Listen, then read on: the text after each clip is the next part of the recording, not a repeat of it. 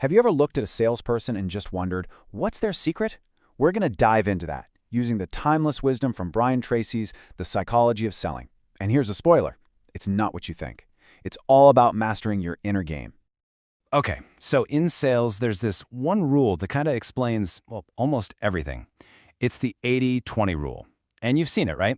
It's the reason for that huge, sometimes frustrating gap in results you see on pretty much every sales team out there.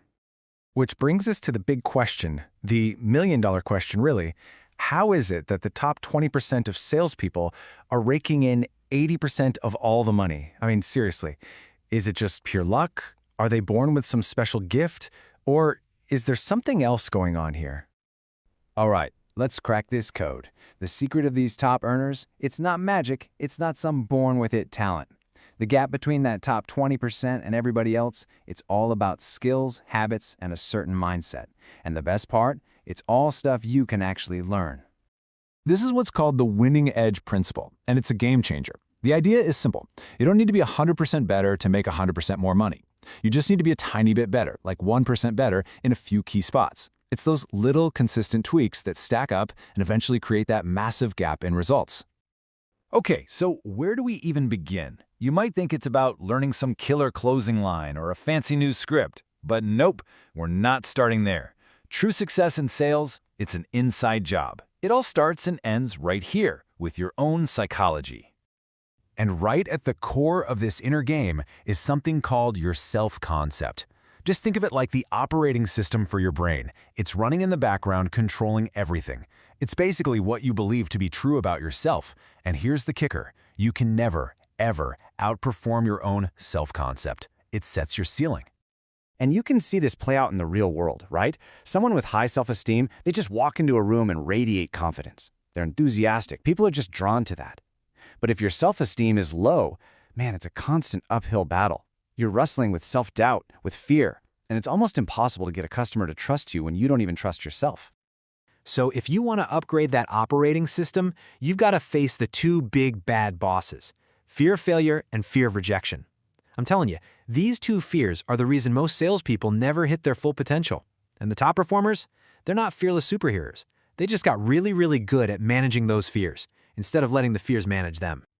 Okay, so once we start working on the inner game, what's next? We need a plan, right? A blueprint. And for the people at the top, that blueprint is all about setting goals, but not just wishy-washy hopes. We're talking about a methodical, almost magical system. And trust me, this isn't some feel-good, dream-big stuff. It's a formula that flat out works. Step 1, decide exactly what you want. Be super clear, like a specific income number for the year. Step 2, you gotta write it down. Get it out of your head and onto paper. 3, give it a deadline.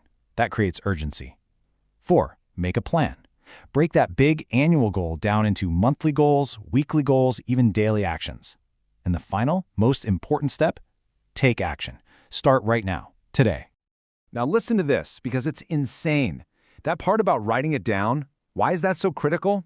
Get this, just the simple act of writing down your goals makes you 1,000% more likely to achieve them.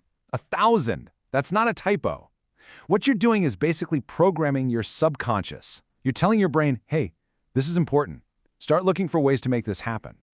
All right, so we've done the work on our own headspace. Now let's flip the script and look at the other person in the room, the customer. Because you can have the best mindset in the world, but if you don't get what makes people tick, you're not going to sell anything. This right here might be the most important thing to remember in all of sales. Ready? Nobody buys your product. Nobody. They don't care about the features or the specs. What they buy is a solution. They're buying a fix for their problem.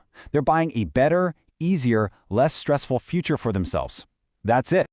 And when you dig down, pretty much every single buying decision boils down to one of two things. It's either the desire for gain, what awesome stuff will I get if I do this, or it's the fear of loss, what bad stuff will happen if I don't do this. Your entire job as a salesperson is to figure out which one is driving your customer and then talk about your product in that language. Okay, let's put all the pieces together now. We've got the mindset right. We understand the customer's motivation. Now, it's time to actually talk to them.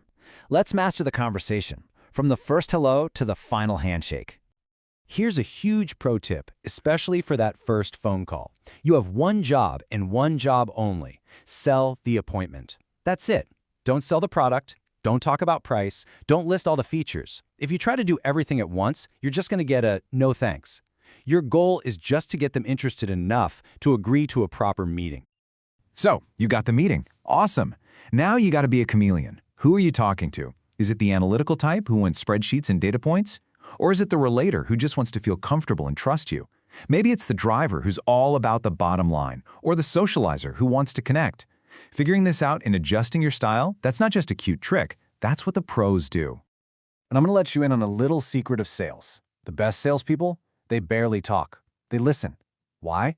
Because when you ask really good questions, you're doing two things. One, you're finding out what the customer actually needs, and two, you're controlling the conversation without them even realizing it. Always remember, the person asking the questions is the one in charge. So, let's wrap this all up. What are the big takeaways here? First, your inner game runs your outer game. It all starts with your self-concept.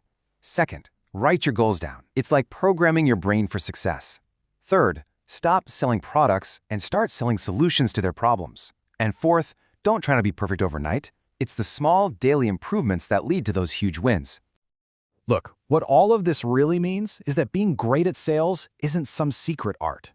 It's a skill you can learn and a skill you can master. So the only real question left is, what are you going to do about it? What's the one small move you're going to make today to start building that winning edge?